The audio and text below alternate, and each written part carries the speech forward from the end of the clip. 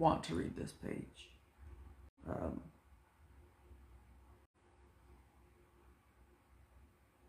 I keep wanting to play the game, but I'm like, I did something out of character earlier today, and I kind of want to avoid it.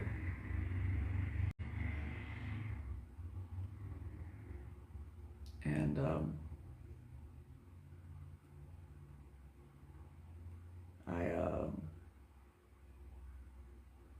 I don't know, like like I said, there's a conversation here, and I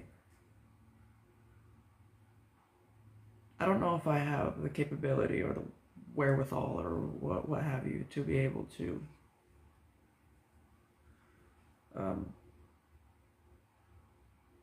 decipher it or explain it. Like the brackets here are used as a means of communication, and then also explain it. Like the brackets here are used as a means of communication, and then also theory of mind. But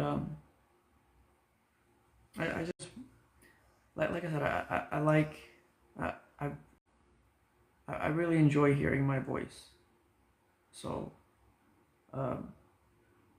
yeah, I'm gonna read Job 3:5 through Job 6:4. Actually, let's just start at Job 3. After this, Job began to speak and cursed the day he was born. He said, "May the day I was born perish, and the night when they said, a boy is conceived. If only that day had turned to darkness. May God above not care about it, or light shine on it. May darkness and gloom reclaim it, and a cloud settle over it. May an eclipse of the sun terrify it. If only darkness had taken that night away. May it not appear among the days of the year, or be listed in the calendar. Yes, may that night be barren. May no joyful shout be heard in it. Let those who curse certain days cast a spell on it, those who are skilled in rousing Leviathan. May its morning stars grow dark. May it wait for daylight but have none. May it not see. May its morning stars grow dark. May it wait for daylight but have none. May it not see the breaking of dawn. For that night did not shut the doors of my mother's womb and hide sorrow from my eyes. Why was I not stillborn? Why didn't I come as I came from the womb? Why didn't I die as I came from the womb? Why did the knees receive me? And why were there breasts for me to nurse? For then I would have laid down in peace. I would be asleep. Then I would be at rest with the kings and counselors of the earth, who rebuilt ruined cities for themselves, or with princes who had gold, who filled their houses with silver. Or was I not hidden like a miscarried child?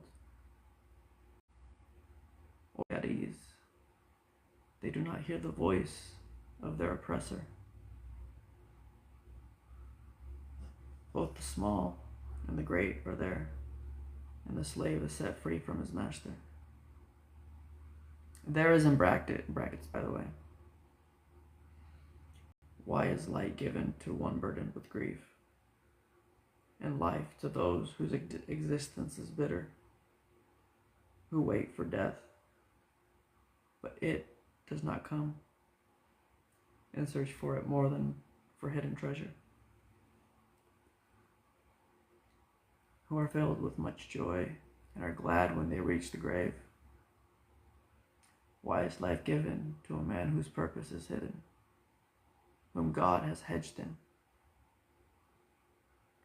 I sigh when food is put before me,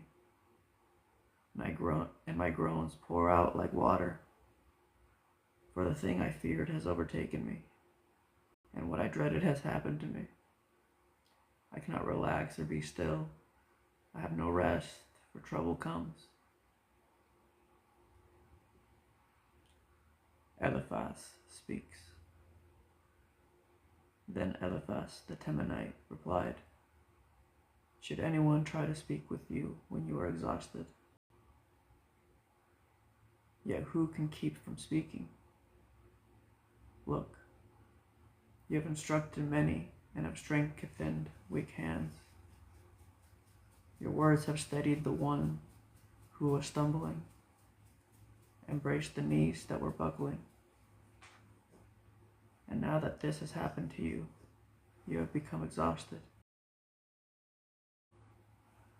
It strikes you, and you are dismayed.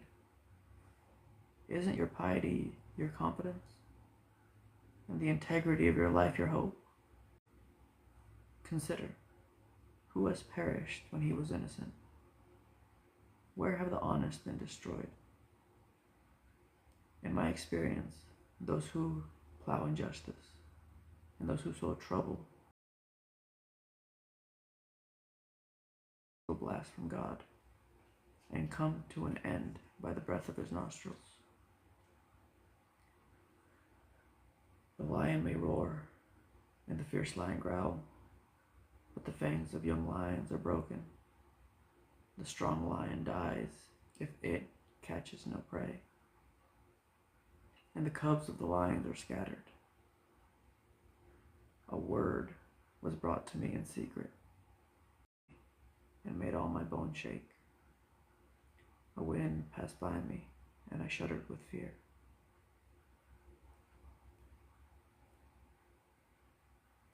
A figure stood there, but I could not recognize its appearance. A form loomed before my eyes. I heard a quiet voice. Can a person be more righteous than God, or a man more pure than his Maker? If God puts no trust in his servants, and he charges his angels with foolishness, how much more those who dwell in clay houses, whose foundation is in the dust, who are crushed like a moth? Houses, whose foundation is in the dust, who are crushed like a moth. They are smashed to pieces from dawn to dusk. They perish forever while no one notices.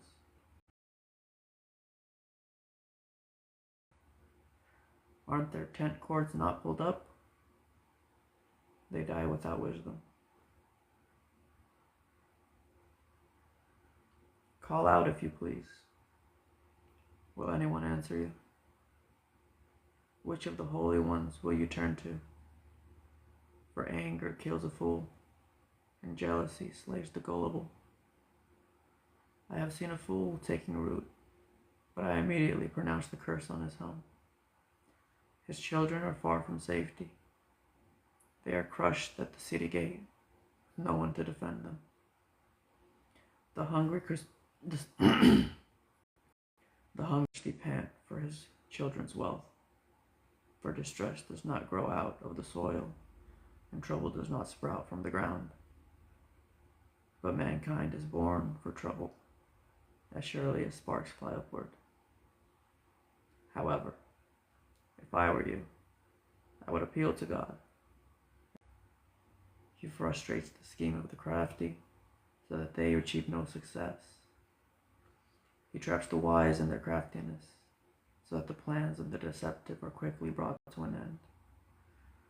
They encounter darkness by day, and they grope at noon as if it were night. He saves the needy from their sharp words, and from the clutches of the powerful. So the poor have hope, and injustice shuts its mouth. See how happy the man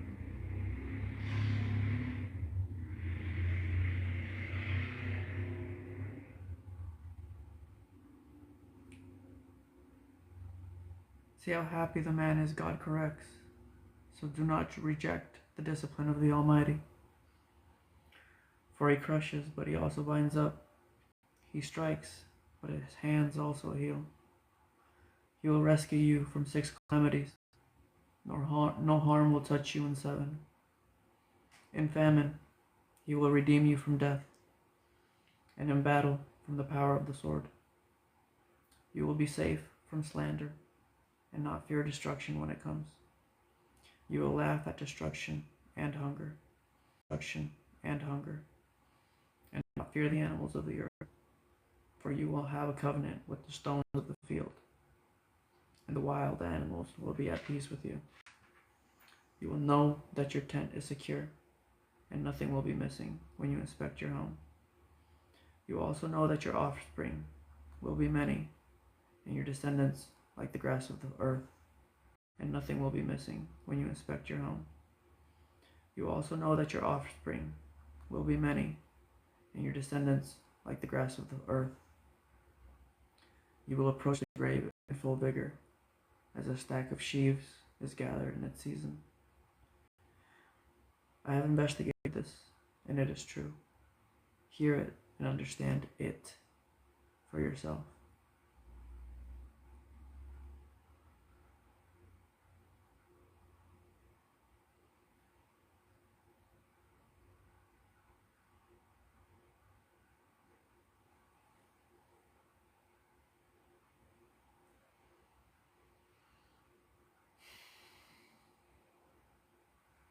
That's Job 3 through 5.